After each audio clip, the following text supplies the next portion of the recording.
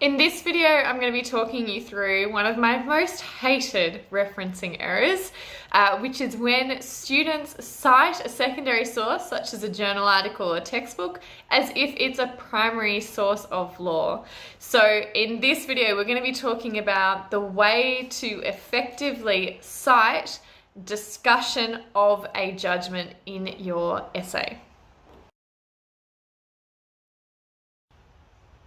On the slide here is a couple of sentences from a student essay. You can see with their first footnote that it is footnoted very nicely according to AGLC4. We have the case citation information for this CCH case, and the student has also given us a short title to that case in that footnote one.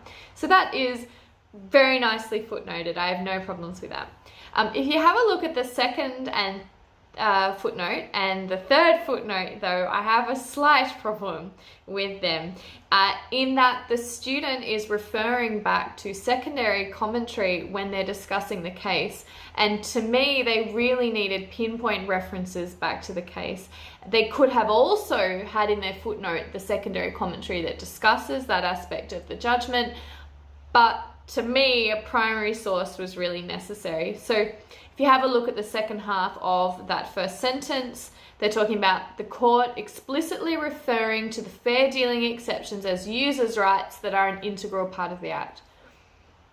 That's a reference to the judgment. That needs a pinpoint back to the judgment. And I'd also be questioning whether are an integral part of the Act, whether that was actually a direct quote that should have been pinpoint referenced as well, with the quotation marks put in there too. And then if you have a look at the second sentence, the court confirmed that these rights must not be interpreted restrictively.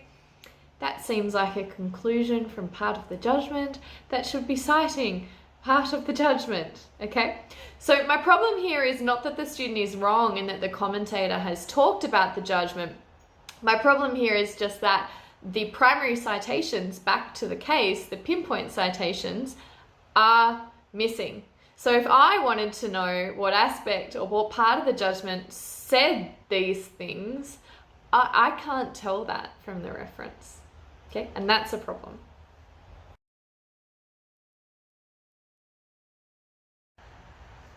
And in this paragraph, you can see my little tweaks to the student's referencing to show more clearly those pinpoint links back to the case, and to also show how they could have showed off their research in terms of that secondary material without letting it get in the way of their detailed treatment of the case itself.